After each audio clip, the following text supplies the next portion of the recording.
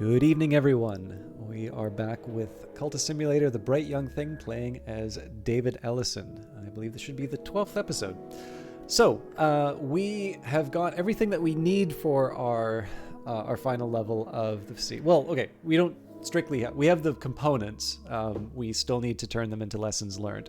But we are going to be moving through that quite rapidly and then focusing on our studies. Now, you'll notice that I've kind of neglected not just the studies, but I haven't even necessarily learned the languages that I need. And this is, it's mostly a choice, right? Because in the end, like, if you're going to spend a minute, like, why spend a minute reading Kerner and Goethe if you're not going to translate a book? In fact, it's probably the last one that I'm going, well, maybe not the last, because the Lantern lore would actually be helpful for a number of reasons. But, you can sort of see here why, I hope you can kind of see why I would maybe want to hold that off, because it's not that I haven't been reading these books because I don't have the ability to translate them. Most of them I actually do through my Scholar Latin.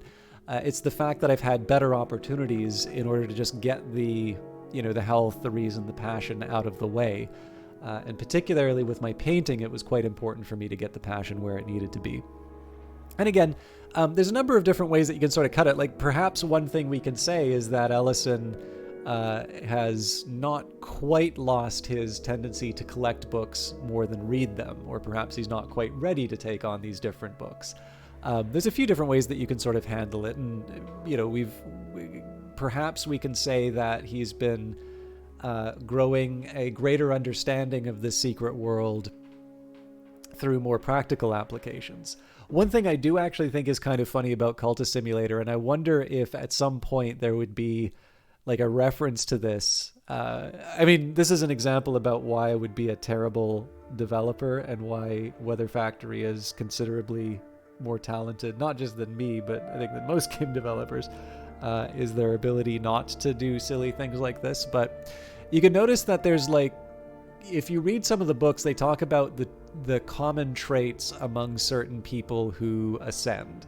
And they happen to be ones that do actually line up with what a number of characters have. So I think it's usually ones that sort of talk about people who become No, and there are some things that they do, and if you read between the lines, they're all things that you need to do as a character. So that can either be seen as a guide towards where you want to... you can see this as a guide towards where you want to go, or if you... Actually, those are some of my favorite bits of writing, because it can serve as a guide, but it can also be just like a little bit of a nod to the work that you've already done. Like, it's something that means something to you even after you've solved the particular puzzles. And I like that because sometimes I find I'll read something in a book, and I'd already solved the problem, and then I like read the line in the book, and I'm like, oh, thanks. You would have been really helpful, like, earlier on when I was struggling with this. But I mean, everybody's going to have, I mean, also in terms of life, right? Like, you don't always find the book that changes your life at the time you need it, although you really do value the ones that, come to you at just the right time. So, like, again, the game, I don't think most games probably are not enhanced by being more like real life.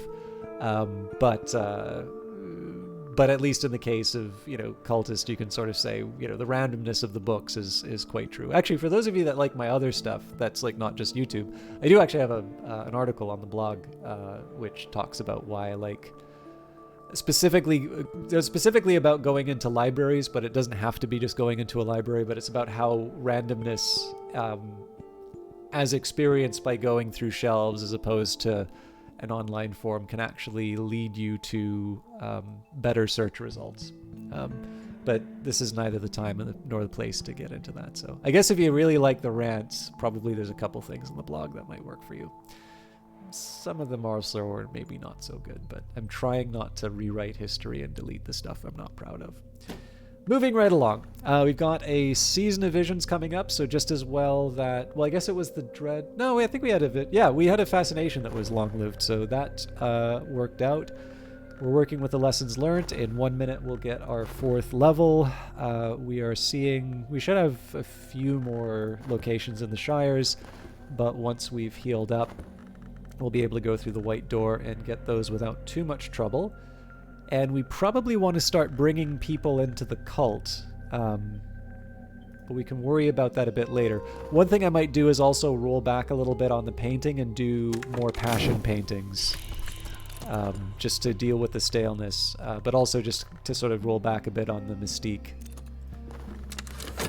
Alright, come with me. I think it's probably better, though, that I get at least sort of all the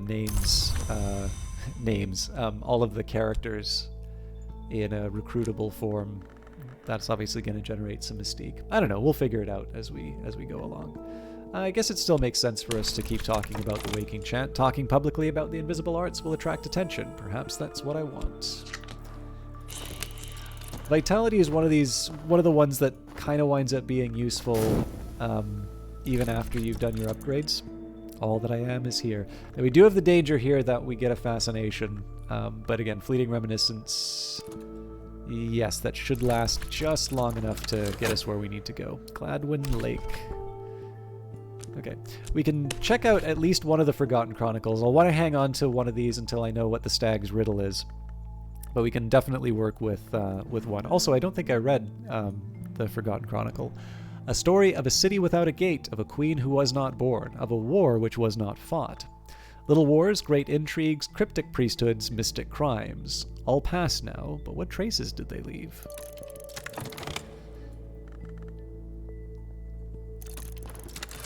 My recent work has attracted a couple of callers. With luck, something will sell. So at least we made money out of that. We did also reduce our staleness.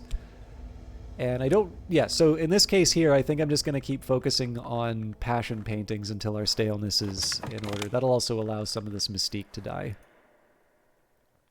Probably not enough to fully, like, pass the investigation, but... We'll see where we're at once it comes time to do reputation paintings. In my dreams I know the path to the White Door through the bounds, but that path is thronged with the dead who pass that way. I will need health to resist their chill. Now I can approach the door through the White Door through the bounds. Now I can press my fingers to it, feel its chill, watch it swing open. As it opens, my mouth closes, tightens, heals over like a lost deformity.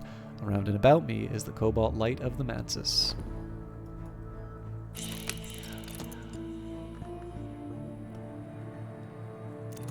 One drawback about not doing the paintings with like the short-lived mystique is they are something that the weary detective might pick up.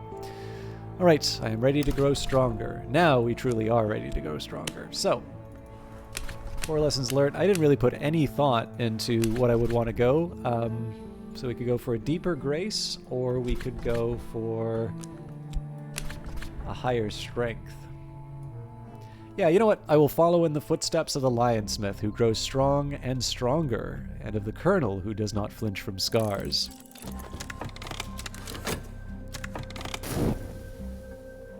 So again, we're just waiting out the 30 seconds on the passion before we do another painting.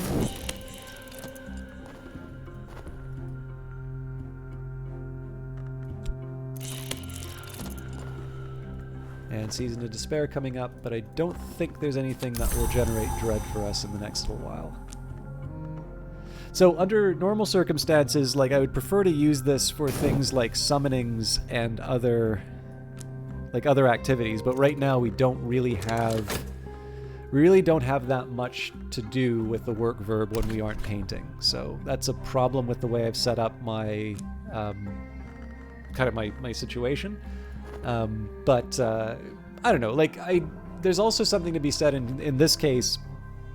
I don't really want to take on some unnecessary risks. So I don't really want to be generating notoriety at a time when I'm under investigation, especially because I don't really have anybody who can deal with evidence that well. I don't really want to,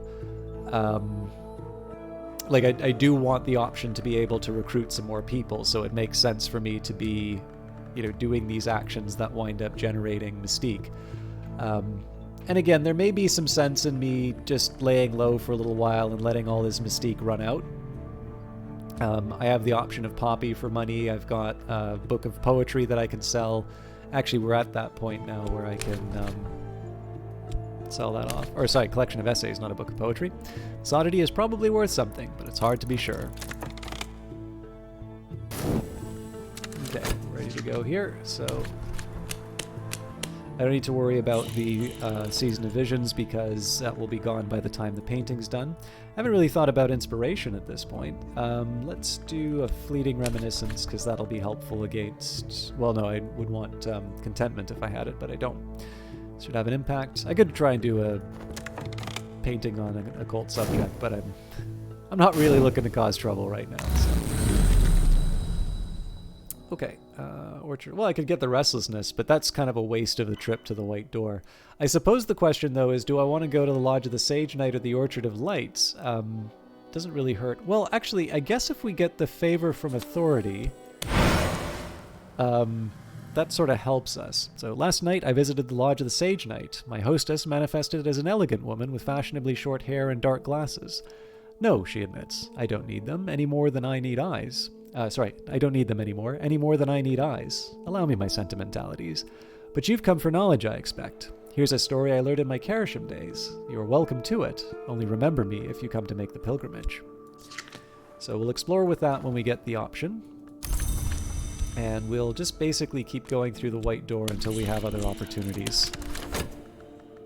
I believe we would need Lantern for, so I don't think we can do the same trick with... Oh, right, it's our desire.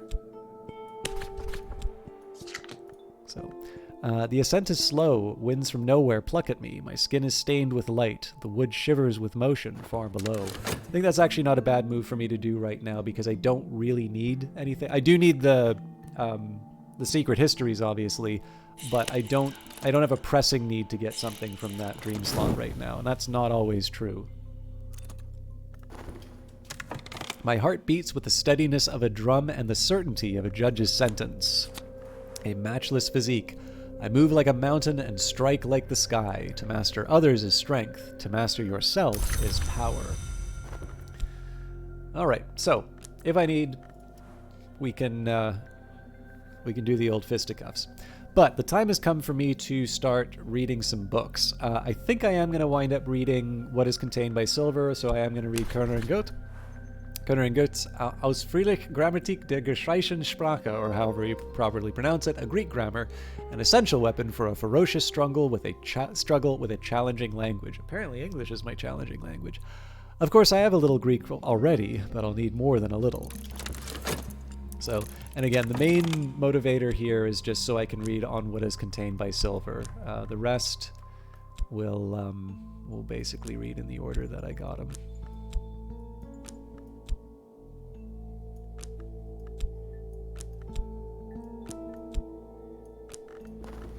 The auctioneer's gavel bangs. My item is sold. So we didn't exactly need the money, but it's not a terrible way to spend our time. We can keep searching this. No, what am I doing? I should have used the Forgotten Chronicle. Oh well.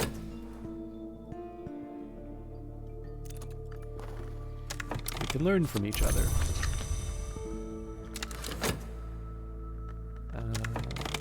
Keep talking about the Waking Chant. Season of Ambitions coming up, so that'll give me something to paint. Excuse me.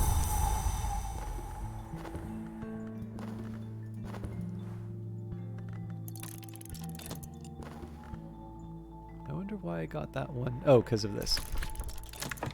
My recent work has drawn some attention. Something should sell. So we still have a staleness, so we'll sit on the painting until we're ready to clear out that last one. And yeah, again, nothing to do with the work slot. Again, I could go to Glover and Glover. Not as much reason to go work at the work site, but I believe in keeping to Mr. Ellison's destiny. The Stag Door, a ridged barrier of blood-streaked horn, huge enough for a ship to pass. It was broken long ago, and even now the scars are not quite healed. In a declivity beside the door rests a vast and wounded golden head. Its mouth would be large enough to swallow me, were its jaw not shattered. It is the name Gearby. It begins to intone its riddle. What are the words that make sacrifice sweet? Answer this riddle to pass the stag door and be accounted in now. Now, if I recall correctly,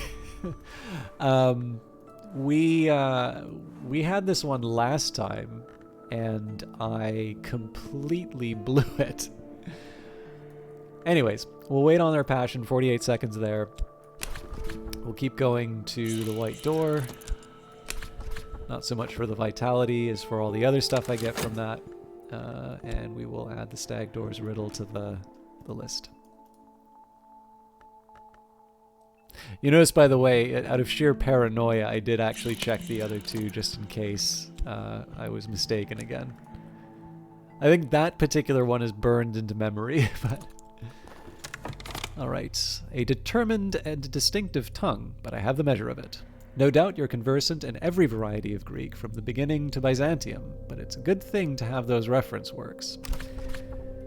So, let's start by translating on what is contained by Silver, a bestiary by Pomander in Greek. Lock the study door, the work begins.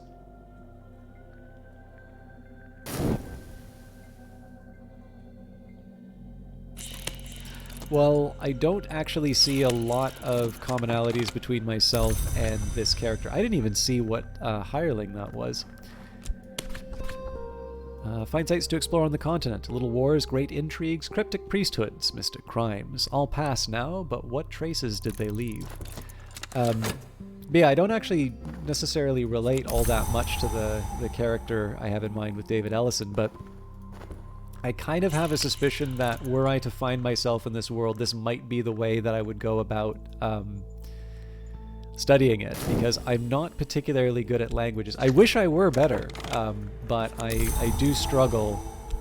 Although, oddly enough, I got better at French when I picked up a Latin textbook, and I know like a word or two of Latin, but conjugation, grammar is just a complete... it's a nightmare for me for that. But oddly enough, it did actually make me a bit better at French. But yeah, so this is definitely one of the cases where I would probably be pursuing everything up to the language component. But of course, that's necessary to get the type of knowledge that is actually useful to people. If you even consider my patrons, they don't want knowledge that I've been able to get just from the books that are accessible to me right now, even though they are somewhat rare and strange books that are maybe not the sort of thing that just anyone would be familiar with. But none of the knowledge that I've gained from the books that are written in English are ones that have produced knowledge that is of any use to the people who want knowledge from me. And so as a result, if we want to go higher, we do need to finally learn some languages. Oh yeah, actually, sorry, I was talking about a silly thing for characters, and I don't think I ever actually finished the thought. But I was talking about this idea that there's some passages where people are referred to, as having certain traits. So, they're wealthy, they had a certain amount of knowledge, they'd gone through the stag door or whatever. But what I thought would be really funny is if there's something that you write in the lore about how, particular figures who, I don't know, had gotten far enough along in their ascension or whatever, but something that's obviously a reference to the players of Cultist Simulator, all happened to be, among some of the greatest intellects of their time, great creators, and, also unusually physically fit, right? Because by the end of every Cultist Simulator game, it feels like it's weird not to have, a matchless physique. Well, in my case, I went matchless physique, rarefied mind, and open soul. But, in this case here, right, I am beyond... the only way I could get better at any of these particular traits would be to sacrifice one for the other. Now, I may lose some of them to the curses. That's also a danger. But yeah, for the most part, this stuff is... I think it's fair to say, the characters in Cultist Simulator wind up being, some of the, the greatest human specimens imaginable. But what else? How else would you do it, right? Anyways, Maybe I did finish that thought and I'm just incredibly forgetful, but I felt really bad, and I'm sure it's going to be weird to be watching a video wondering why I introduced a topic that I never finished, but we're still 20 minutes later to return to it. Anyways, sorry, I should be working on my painting. And of course we use with the restlessness to get rid of it. This should have an impact.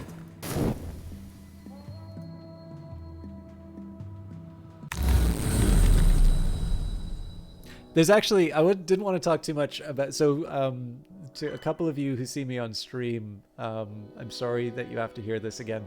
One thing I really like about this playthrough, and I wasn't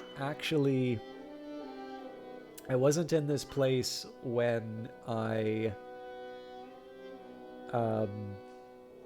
started the playthrough, but at my work, so I've been working for a particular promotion very hard for a very long time. There's been all sorts of mostly office politics nonsense. Some of it is just bureaucratic nonsense. I think some of it might even just be a lack of assertiveness on myself. But I quite literally was offered the promotion. Like after a presentation that went incredibly well, everyone was like, okay, yeah, the time has come. And quite literally a couple of days later, it's like, actually, there's a hiring freeze. You don't get it. And I turned down an opportunity at another place in between, because that way I was going to, if the presentation was not sort of acknowledged for what it was, I was out the door. So I'm particularly annoyed by that. But this is not, if you want to hear me rant about my personal life, there's other places you can do that. But what I do like is implicitly as a result of this, there's no Glover and Glover, because I am so furious at my terrible, terrible workplace. They don't even get to be Glover and Glover. They don't exist. It is a personal defeat for me if David Ellison sets foot in Glover and Glover in this playthrough. I have erased it from existence for my creative life. So anyways, didn't intend it that way, but that is now the new reason why Glover and Glover will not even be spoken of beyond this this episode. So moving right along, let's get the furtive truth. Many of the dead enter the mantis through the white door. They wander its corridors in silence until they are lost. Some embrace each other, some devour each other, and some force their way into the dreams of the living. A few record their memories on the mantis stone where it is soft. They scratch it with their nails, you see. Last night, I read some of those memories. So I'm particularly interested in the furtive truths just because they'll get me the last of the locations in the Shires. After which I can... What on earth am I trying to do? After which I can use them to upgrade to... Well, I probably won't pick them up. I'll probably just try to go for the Forgotten Chronicles, but any surplus I have, I'll be able to try and upgrade into locations on the continent. Back to the white door. What on earth? Okay, let's make this a little tidier. The board, I feel a little bit bad about the state of, but I'm really trying not to reduce a video. I have a feeling if you ever want like a silly video for me to do, you know how sometimes there's like 10-hour videos. The one I'll never get. Okay, actually there's two of the 10-hour videos that I think are sheer brilliance. One is 10 hours of soothing Daka to lull you to sleep, and it is basically the sound of a Warhammer 40k orc wah for 10 hours. I like that. I especially with the sleep context. But the other one is the Dr. Livesey walk from the Ukrainian adaptation, which is an incredibly strange film, by the way. Like, I was very confused by the live action components in it, but anyways, the walk, there's a 10-hour version of that, and maybe I should just set that as like an animated desktop or something like that. Anyways, now I can approach but yeah, so I was figuring like one thing I could do if I wanted to contribute to the 10-hour video would be 10 hours of me rearranging a Cultist simulator board. And one of the things to stop me is not the fact that I wouldn't want to spend 10 hours doing it. It's because I would not want to see the stats in terms of exactly how much time people would waste watching that. There are a couple of videos that I've seen the stats for, and I am very curious about the people who watch those. But for those of you that have watched my like over 10-hour videos to completion or very near, I salute you and thank you, because I wouldn't watch me. Now I can approach the white door through the bounds. Now I can press my fingers to it, feel its chill, watch it swing open. As it opens, my mouth closes, tightens, heals over like a lost deformity. Around and about me is the cobalt light of the Mantis.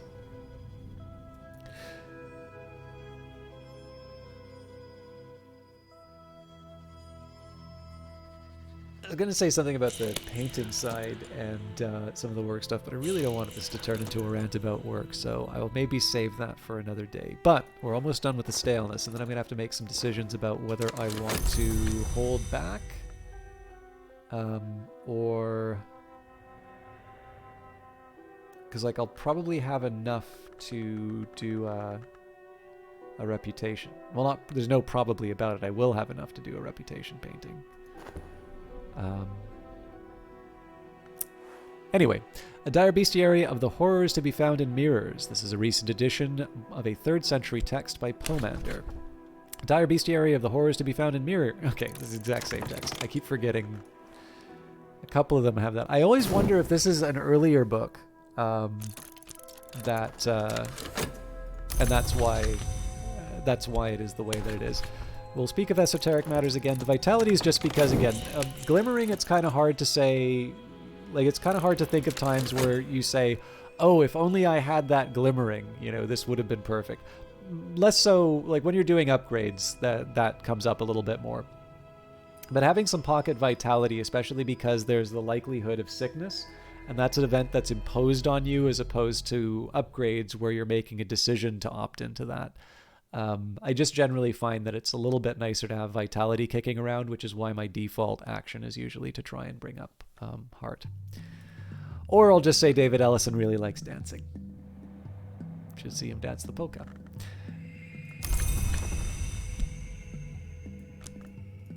Okay, furtive truth. Odd nooks remain in the quiet countryside here and there for those who know where to look. And if you need to know where to look, the website is The Locksmith Stream. Tickets still available for Truant. Although I think they seem to be selling out. There's a couple... I think the first one's got 2 rooms left. I think the one close to Christmas probably has the most rooms available. I don't know. You can find that yourself. This video's going to age like milk if I talk about the bookings for Locksmith Stream, because I have a feeling... I don't know if there's anything official about any plans beyond those 4 events. And I feel like they want to do more, but especially given the fact that the lady afterwards had like a limited number of physical boxed editions, I kind of have a feeling like there is a side that would make it so that there's people who've been to like these 4 events, then I guess plus the beta event, and like that's it. And there's now this class of people in the Cultist Simulator Secret Histories community who are like, yes, I've physically been to a location and you haven't, and there's no opportunity to do so. Incidentally, if you are somebody who has gone to the event, please say hi. My recent work has gone unnoticed. Sorry, I've gotten really silly at the end of this one. It's been a long day. My recent work has gone unnoticed. Nothing is sold. Perhaps the work is its own reward. I hope so. It has been a long time since I've seen that. Although I do like the fact that you get a bunch of contentment from that. It's actually a lot. It's actually how I feel about blogging, if I'm completely honest. Sometimes I see the like YouTube number. I think if I have like 2 weeks of subscribers going down, the revenue doesn't bug me, the view numbers don't bug me that much, but if I see 2 weeks of the subscriber numbers going down, I actually feel a little, not quite anxious and not quite sad, but a little meh. Streaming, again, sometimes in my darker moments, I maybe let the viewership bug me a bit. But one of the reasons I do like the fact that you get a bunch of contentment out of the work as its own reward passion works are that my okay, this is probably more appropriate for a dancer run more than anything, because David Ellison is obviously very successful at what they do. But if you were to rank the reach that I have across various platforms, I would probably go Twitch, YouTube. YouTube you might knock above Twitch if you consider, usually if I do a tutorial video on something, particularly if it's a slightly obscure game, those videos do very, very well. But it's not quite, it doesn't exactly speak to me as a person. Like, you know, it's the same reason in terms of Cultist Simulator, right? You sometimes do works of passion and works of reputation. And I feel like if I wanted to become a quote-unquote a YouTuber, probably doing obscure games with tutorials for obscure games. Not that Cultist Simulator is obscure. Like, Cultist Simulator seems to have a very large number of players for a game that is not that easy to get into. It makes me really hopeful that Book of Hours is just going to be this complete, you know, behemoth, like the rim world of occult card games. But yeah, anyways, probably just in terms of average, you know, average stuff that I do, some debate between Twitch and YouTube. I'll say Twitch, YouTube, Twitter, possibly Discord, and the blog, the WordPress, is right at the bottom there.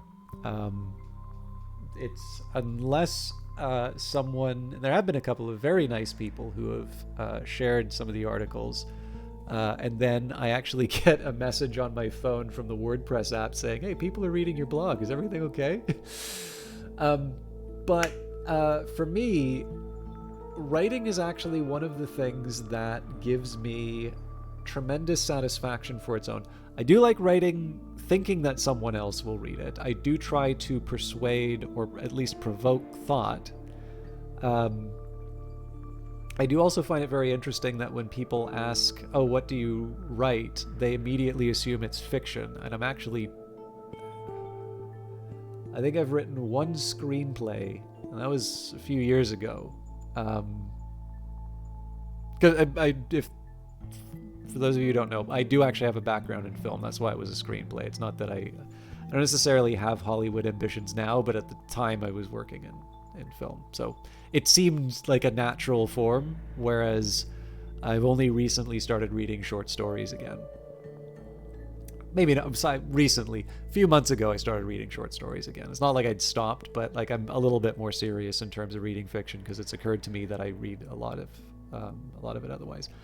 But again, just to unpack this particular idea here of these kinds of paintings, despite the fact that the blog is by far the lowest reach that I get, and will probably remain so, I have always tremendously enjoyed writing. And it is one of those things that, you know, I'll do the edits, I'll still do the work on trying to reach out to other people in that. But if I want to go to my happy place, such a dumb way of putting it, sitting down and writing is a really good way to do that. Sometimes I'm doing a bit of math, but I'm not as good at math, so that's sometimes, well, it's debatable if I'm any good at writing, but sometimes with mathematics can bring up the dread a little bit more than the contentment. But yeah, so those are the ones where, like, there's definitely been a couple where I'm like, I really feel like this was a good one, and I wish there was more attention to it. But whenever I say I wish there was more attention to it, it's like, I wonder why that didn't work out. But like, I still feel quite good about the article, and I'm like glad that I wrote it. And I think that's really funny how that works. I don't quite know why sometimes the things that don't get the most attention are still the ones that people feel the best about. And maybe that isn't a generalizable thing. Obviously, I'm taking that from a game, and I'm taking that particular relevance to me, and that's why I'm putting a certain emphasis on it. But maybe that isn't true for other people. I guess, not to give another film example, but if you think of David Lynch, He's not particularly fond of Dune, and I don't think Dune is the most respected in his, his list of films. Then again, it's hard to say that that was a lesser watched one. I mean, that's a fairly commercial film. I don't know. It'd be interesting. I wonder if there's a way of, should take a look and see if there's artists discussing their lesser known works and then being favorites. In any case, let's try, because I've given you so much nonsense in terms of my reflections, I am going to paint away the restlessness. It seems like a good way of getting rid of it. That is going to create more mystique for me, but so be it. Let's just jump in with both feet. So the one favor I can do for myself is let this be the one that the weary detective picks up. Our inspiration will be the restlessness. This should have an impact.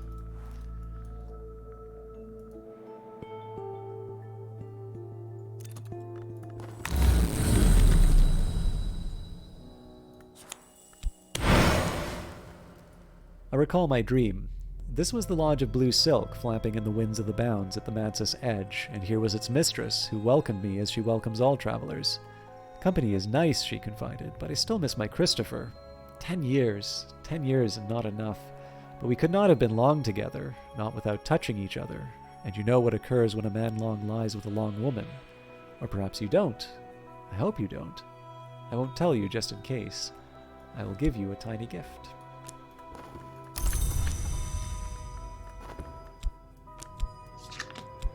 So again, we're going to keep with the white door, mostly just because we can't solve the stag door's riddle yet, but there's still stuff for me to get out of it. And I think we'll probably just wrap up once I've got the last location in the, well, like once I find the location that I've got in the Shires. And we will pay for paints this time just because we don't have the staleness, so theoretically this is the time when I make more money. It usually doesn't turn out that way, but the virgins maidens of the mirror favor orchids, the behindlings favor the rhododendron. Cut flowers of either nature should not be placed before polished bronze. An appendix contains a rite which might be used to summon some of these entities, although the details of its use are not made clear. One thing I am a little bit curious about is, I know, it's hard to think that every single detail of the secret histories has been worked out before writing. But I do know for a while, it may still be true because I haven't read the latest notes, there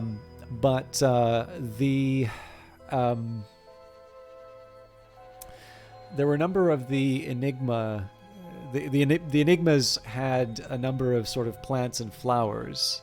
And I'm wondering if there's just always been this association with flowers that, that it just happened to be that, okay, so next set of enigmas is going to explore this little corner of the secret histories that haven't been touched on as much but are there. Or if it just happens to be a nice little coincidence that, this was one thing that came in and then, I don't know, Alexis was in flower mode again, and so, that's why the enigmas came up. And I think sometimes it's nice just not to know what was the driver behind it, to be honest. Like, it's something that exists. I think this is one thing that's kind of nice about the secret histories is that, while there's clearly tremendous talent behind it, I never get the impression that anybody who worked on this is sort of like leaning over my shoulder saying, like, did you notice that? Did you notice that? See how clever I am? It's a really, really well done game, and there's a lot to jump into in this, but it never really draws attention to how clever it is, which is actually, I know, a criticism I've heard of an author I really like. I can't even say it's wrong. I just still really like the books.